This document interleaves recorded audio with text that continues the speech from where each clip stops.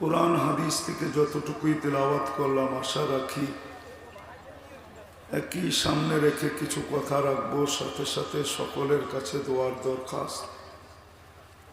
যা কিছু শুনবো আল্লাহ যেন আমাদের সবাইকে আমল করার তৌফিক দান করেন।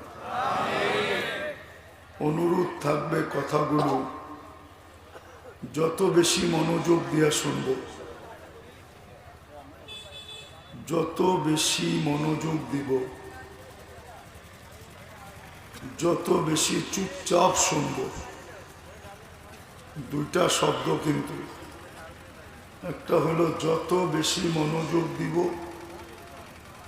যত বেশি নির্জুম হয়ে শুনব, চুপচাপ কোনো আওয়াজ ছাড়া, তত বেশি কথাগুলো দিলে গাঁথবে। আর এটাই আল্লাহর হুকুম।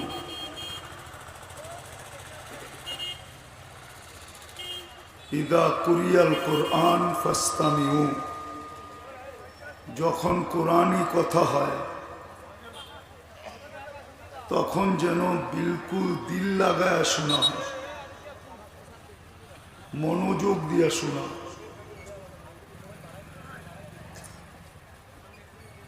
আনসিতু, বিলকুল চুপচাপ শোনা। তাইলে আল্লাহর ওয়াদা পুরা হবে। লাআল্লাকুম তুরহামুন। আর তা যদি না হয় তো জীবনটা কিন্তু ছোট, ধরে রাখা যাবে না। ইচ্ছা করলেও কাটবে না, ইচ্ছা করলেও কাটবে। এর গতি কন্ট্রোল কারো হাতে না। যদিও বইলা বেড়াই জীবনটা আমার, কিন্তু এটার গতি আমার হাতে না। এটার গতি একমাত্র আল্লাহর হাতে। যিনি জীবনটা দিছেন ওনার হাতে গতি। কাটা যাবে, ধরে রাখার কোনো সুযোগ নাই। মানুষ হিসাবে অস্তিত্ব দিছেন, নিজের ইচ্ছায় মানুষ হিসাবে অস্তিত্ব নেই নাই। যদিও দুনিয়াতে বাপ দেখায় চলি যে আমি সৃষ্টির সেরা, কিন্তু আপনি সৃষ্টির সেরা নিজের ইচ্ছায় হন নাই। নিজের ইচ্ছায়? কার ইচ্ছায়? যার ইচ্ছায় সৃষ্টির সেরা হয়েছেন। আবারও বলতেছি, আওয়াজ না করি, আওয়াজ। যারা রোডে আওয়াজ করতেছেন, আমি জানি এই অঞ্চলে সুর চলে, আমার মতো বাংলা গলা চলে না।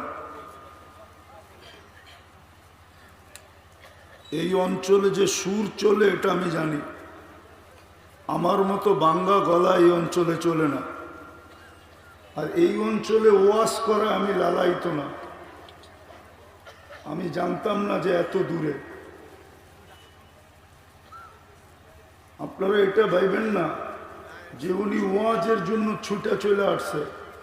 আমি ফান্দে পড়ে বগায় কানতেছে এখন। আমি ফান্দে পড়ে আসছি আপনাদের এখানে। এই জন্য মনোযোগ দিয়ে শুনতে হবে, হট্টগোল করা চলবে না।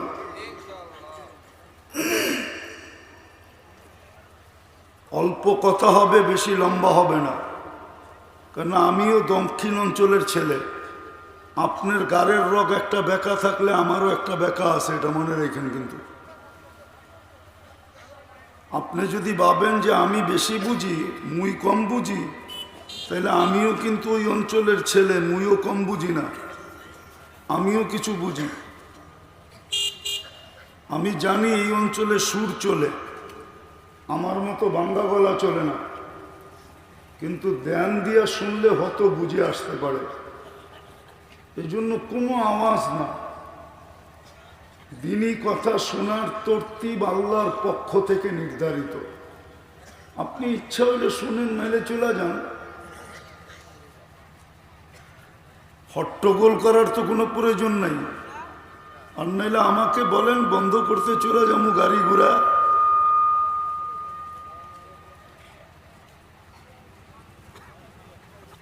তো যেটা বুঝাইতেছিলাম, জীবন আমার হইতে পারে কিন্তু গতি আমার হাতে না। জমিনে পা দিতে দেরি, যাত্রা চলমান হতে দেরি হয় না। যাত্রা কিন্তু প্রত্যেকের চলমান। আপনি থামলে যাত্রা থামে না। কে কোন বয়সে যাত্রার পরিসমাপ্তি ঘটাবে এটা শুধু উপরওয়ালা জানে।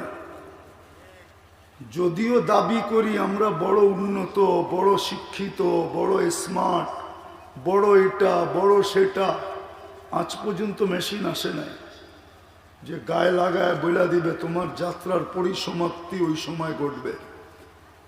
ওই মেশিন কিয়ামতের সকাল পর্যন্ত আসবে না। বিদায় যাত্রী আমরা, যাত্রা চলমান। মানুষ হিসাবে অস্তিত্ব নিজের ইচ্ছায় না, আল্লাহর ইচ্ছায়। সৃষ্টি সেরা এই যে অবস্থা, মাঝে মাঝে দুঃখে কষ্টে বেদনায় হতাশায় ইচ্ছে হয় একেবারে নিভৃতচারী এই লোক হয়ে যায়। ইচ্ছা হয় মাঝে মাঝে, কিন্তু আশা জাগে তখন যখন দেখি আমাদের একান্ত তরুণরা, নবীনরা, তারা আশা ছাড়া নাই, তারা সামনে এগিয়ে যাওয়ার স্বপ্ন দেখতেছে। ঠিক কিনা বলেন? বাংলার সব পীর মাশায়েখ উলামা জনতা জাগরে আজ, হাতে হাত ধরে এক হও ওরে বজ্র কণ্ঠে তোলো আওয়াজ। ওলি আউলিয়া মুজাহিদিনের মেহনতে গড়া এই জমিন, না পাক বানাতে দেব না কাউকে মুমিনের এই জায়নামাজ।